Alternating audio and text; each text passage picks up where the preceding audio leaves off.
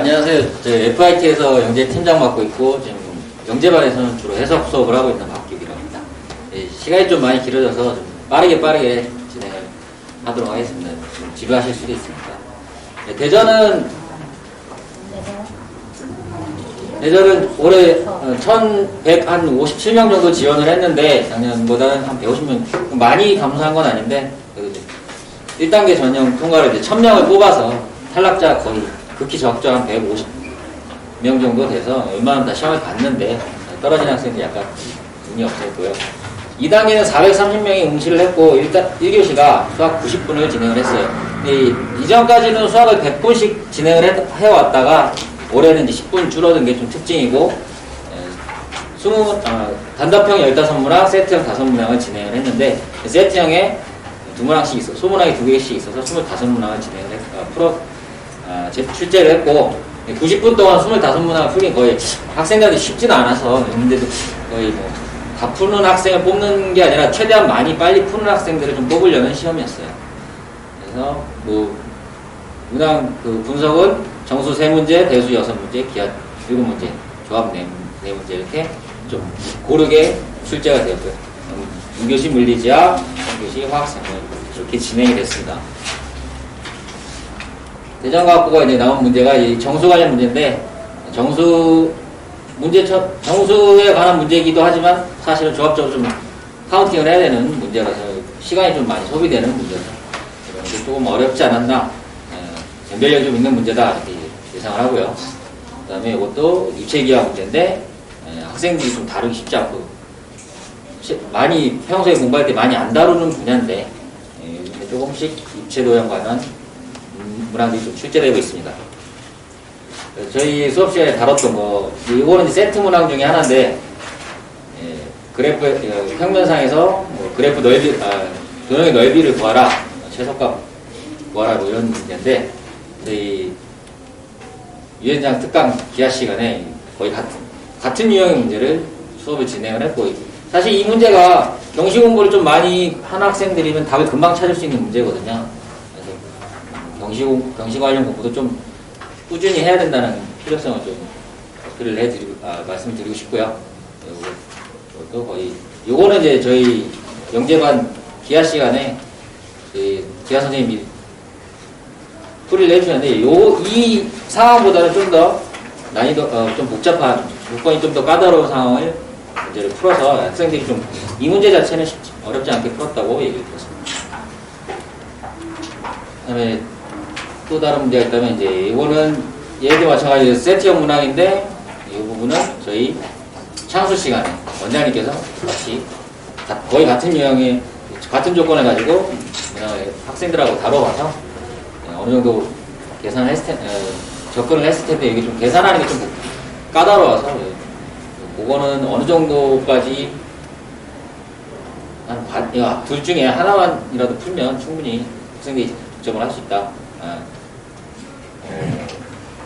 장점이 될 수 있다. 이렇게 제가 지금 단어가 생각이 안 나서 이렇게 판단을 하고 있습니다.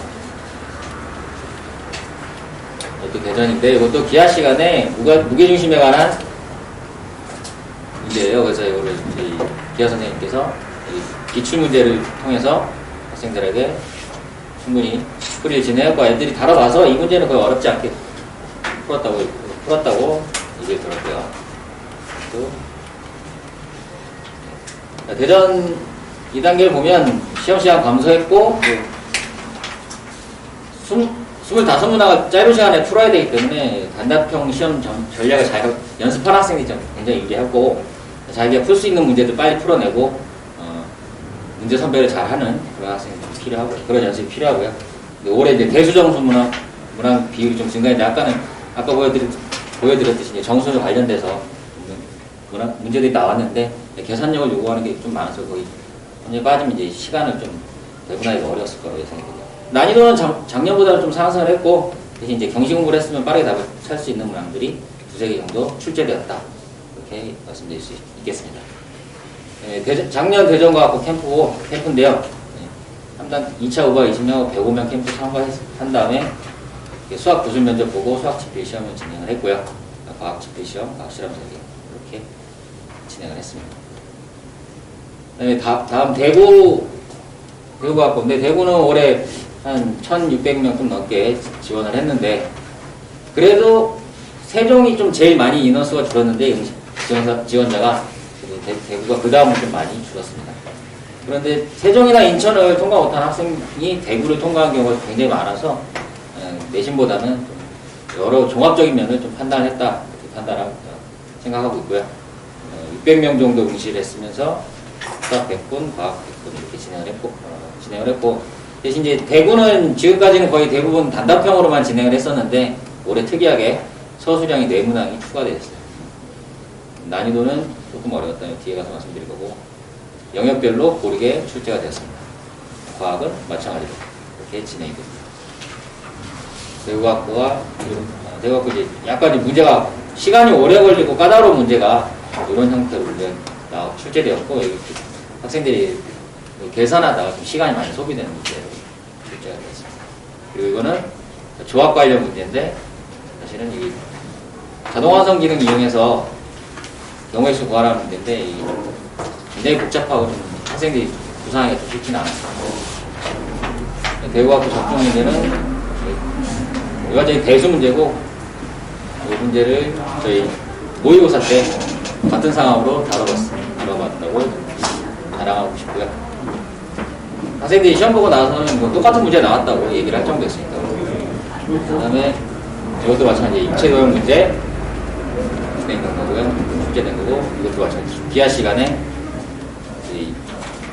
충분히 다뤄봤고, 외고학부는 단답형만이 아닌 서술형 4문항 출제됐고, 서술형은 세통이 아닌 서술형, 풀이 과정만 정리하면 되는 거라서 크게 부담을 안 가져도 되는 문항들이었고요.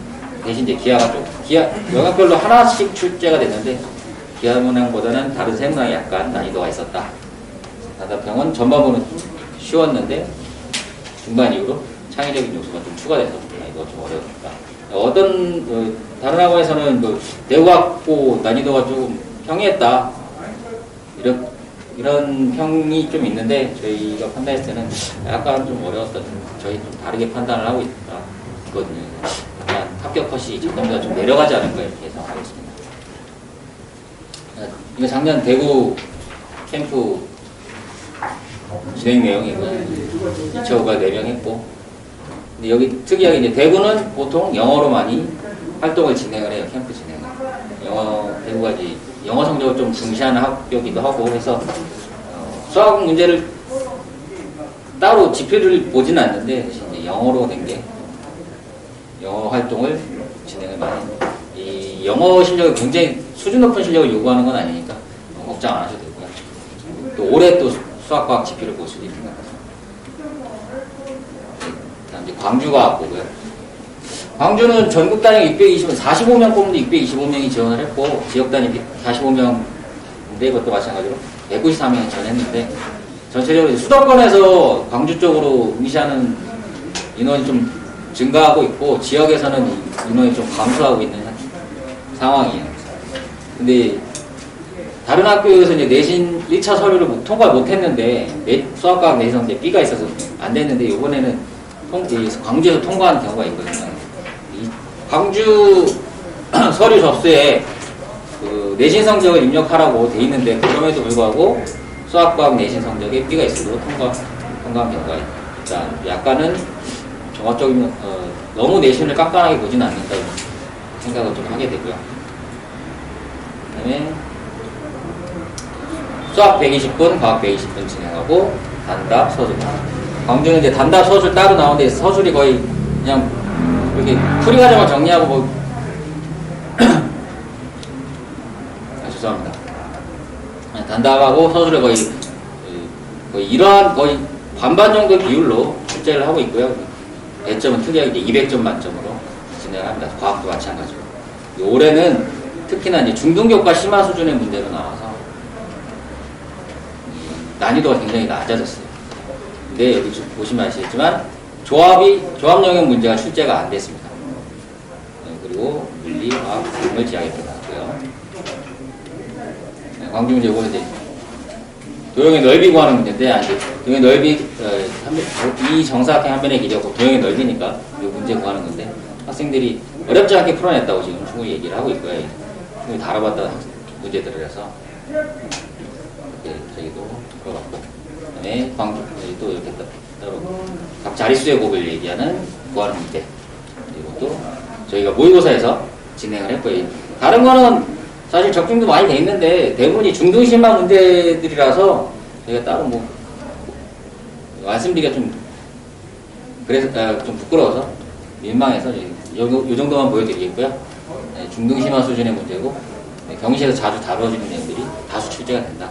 네, 경시 공부를 좀 많이 하면 답을 금방금방 찾아낼 수 있는 그런 형태의 시험들이 좀 꾸준히 나오고 있고요. 네, 약간은 비율이 줄어들고 있긴 한데 그래도 경시 관련된 내용들이 좀 많이 나오고 있다. 난이도는 좀 쉬워졌다. 그리고 조합 영역 문제가 아예 출제 안 된 것이 좀 특징이다.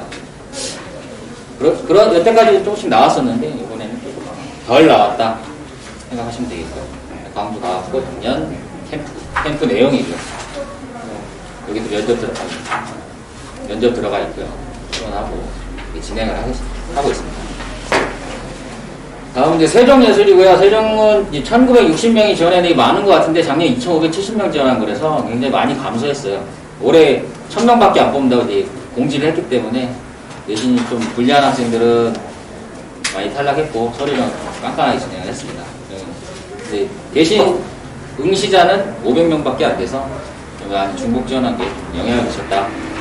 1교시 수학 역량 평가. 원래는 이제 이게 기초수학이었었는데 기초수학이 이제 교과 기반으로 해서 좀 난이도가 낮았는데 어느 정도 학생들이 해볼만 했었는데 이번에는 굉장히 많이 난이도가 대폭 상승되었다. 답답하게 또 21문항으로 80분 전에 21문항을 다 풀기는 거의 불가능했을 거고 오늘 학생들이 풀 수 있는 문제들 잘 선택하고 집중해서 풀어놓은 전략이 좀 필요한 유형이고요. 게다가 단답형에도 약간 창의 주제가 좀 창의와 관련 문제들이 좀 있어서 좀 어려웠다. 그렇게 변별력이 좀 갖추고 있는 문항이 될 거다 이렇게 예상을 하고요. 대신 이제 기하 문항 비율이 좀 많이 높았습니다. 후반부로 갈수록 난이도가 올랐습니다. 2교시 과학 25문항 100점 진행을 했고요. 수학은 3교시에 수학 90분을 진행했는데 이제 서술형 6세트. 작년에 비해서 전체적으로 난이도가 엄청 올라갔죠. 작년에는 세종하고 인천하고 거의 공동 출제 해오다가 세종이 조금씩 문제를 더 냈었는데 이번에는 아예 따로 냈었기 때문에 세종 자체에서 출제한 문제들이 난이도가 굉장히 올라갔다. 창의융합 문제들이 좀 많이 나왔고 여기도 기하가 2세트가 나왔는데 이 창의융합 3세트 안에 기하 기반으로 이제 연관이 있는 문항들이 좀 많이 나와서 세종은 전체적으로 기하 관련 문항들 비율이 많이 높아졌다. 평가할 수 있고요. 마찬가지로 입체도형 문제인데 기하적으로 계산을 하는 구상을 하고 답을 찾아가는 문제고요. 이거는 코로나 관련해서 예상할 수 있는 문제였는데 그렇게 해석하는 문제고요. 얘가 이제 세트 문항에 나온 창의융합 문항인데 조합이랑도 관련이 있고 기하랑 관련도 있고 그런 형태의 융합 문항들이 나왔습니다.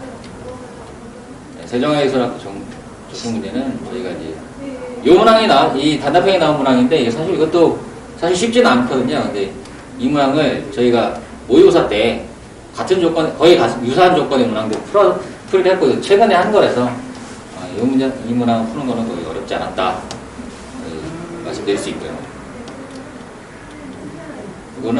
이거 창의융합 문항인데 조합 문제죠. 조합 문제인데 이거를 저희 오빈드 시간에 수업을 진행을 했고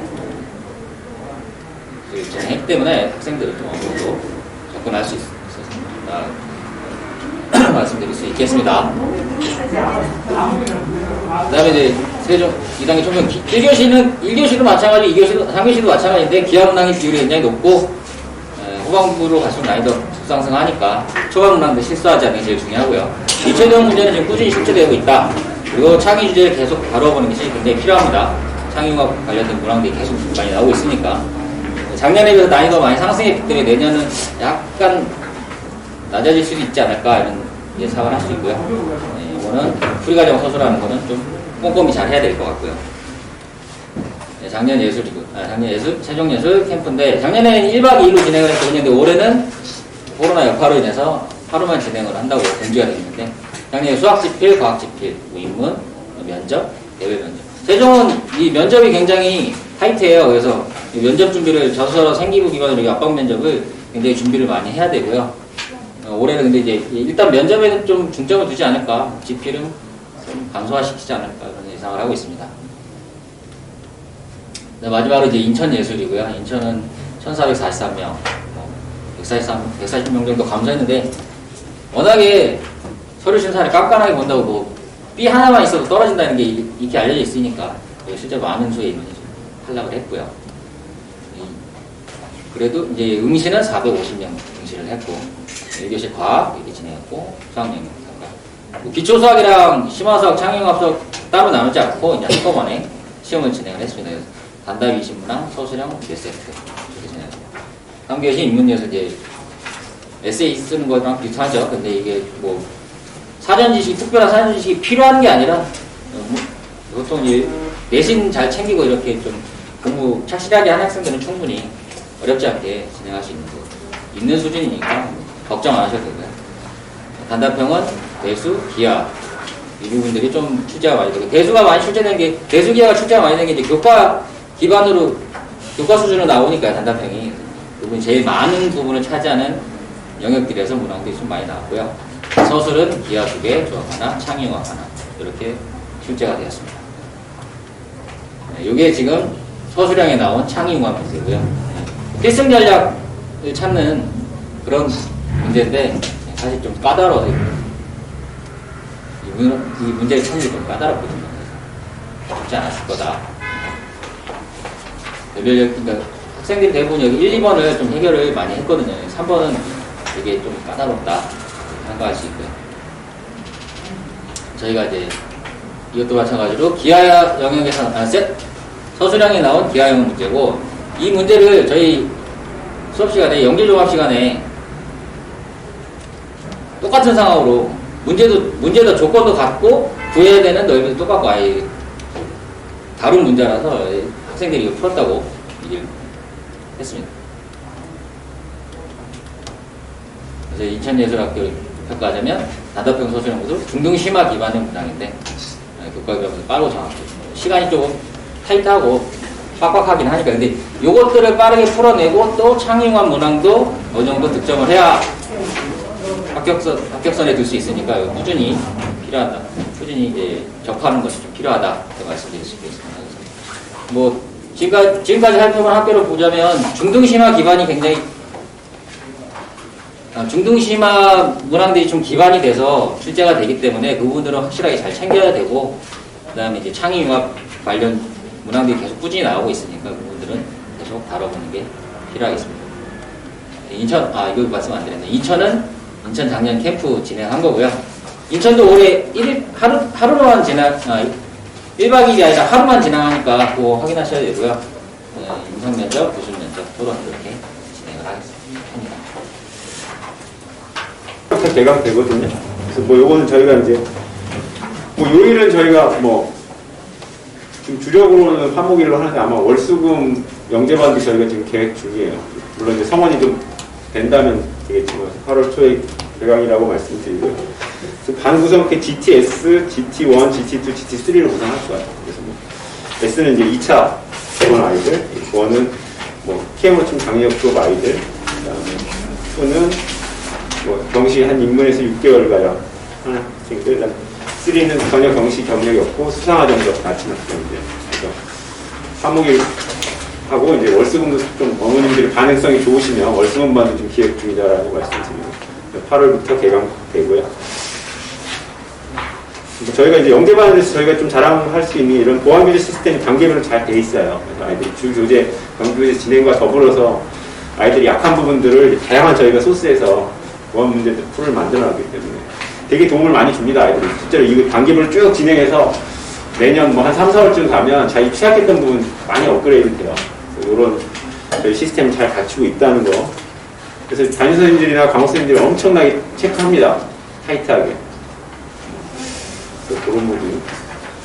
뭐 전체적인 연가 일정은 이건 코로나가 없다는 전제 하에요. 네. 평상시에 진행되는. 그래서 보통 8, 9, 10, 11, 12 GTS는 사실 K1 2차를 기준으로 해서 이렇게 진행되는데 올해는 또 변수가 생겼죠. 8월에 K1 볼지 안 볼지는 지금 몰라가지고. 그래서 보통 영재 실전은 저희가 한 11월부터는 실전 과정이 들어갑니다. 11월부터 실전 과정이 들어가고요. 그 다음에 1월, 2월 때 영재고 기출문제를 집중적으로 다 풀어봐요. 이때 아까도 했지만 기출 관련 문제들 거의 다 풀어봐요. 특강으로. 방학 때. 그 다음에 3월, 4월, 5월이 최종 파이널. 그래서 이때 모의고사나 뭐 이런 걸 다 진행하고요. 모의고사는 보통 한 11월부터는 매주 진행돼요. 1월, 2월 보통 뭐 격주로 진행하고 3월부터는 매주 진행하고. 그래서 저희가 보통 한 이 시기, 뭐 요 시기에 중간 단계 아이들 점검해서 진단고사 한 3회 정도 보거든요. 그럼 요때 모의고사를 한 7회, 18회 정도 보게 돼요. 그때마다 이제 다 성적 처리해서 어머님들한테 성적 계속 되고요. 그 다음 요건 이제 영재고에서 자주 다루는 테마다 해서 요거 참고로 그냥 어머님들 보고요. 경시랑 좀 다릅니다. 뭐 예를 들어서 기하에서 경시에서 입체 기하가 안 나오지만 영재고에서는 늘 나와요. 아까 뭐 예상, 뭐 올해 문제들 보셨겠지만. 이런 것들이 좀, 그리고 대수에서도 경시에서 전혀 안 다루는 그래프, 이런 건 영재고에서 나와요. 저희 입반 테스트는 이렇게 돼 있고요. GTS 1, 2, 3 다 2시간 보게 되고 각 해당 반에 맞는 입반 테스트를 봐가지고 거기에 맞는 배정을 하게 됩니다. 미리 데스크에 연락을 주시면 시험 볼 수 있게 저희 학생 관리 체계, 특히나 저희가 강조하는 게 이제 어머님들과 소통인데 그래서 저희는 플러스톡이라는 걸 이용하고 있어요. 그래서 보시면 이 플러스 친구를 등록해서 뭐 제가 이런 식으로 공지를 보내드려요. 뭐 지금 받아보고 계시는 어머님들 여기 계시지만 매일 과제랑 뭐 이런 거 특이사항 또 어머님들이 또 저한테 이렇게 또 질문을 하세요. 지금도 기억나는 학부모님이신데 매우 꼼꼼하세요. 그래서 질문을 항상 이렇게 번호를 붙이세요. 1, 뭐 어떻게 할까요? 2, 어떻게 할까요? 3, 어떻게 할까요? 4, 어떻게 이렇게 질문을 주시면 저는 또 여기다가 또 1, 2, 3, 4 이렇게 답변 드리고 뭐 이런 식으로 그래서 소통을 하고 있다 하는 거. 네, 여기까지 너무 긴 시간 동안 끝까지 들어주셔서 감사드리고요. 감사합니다.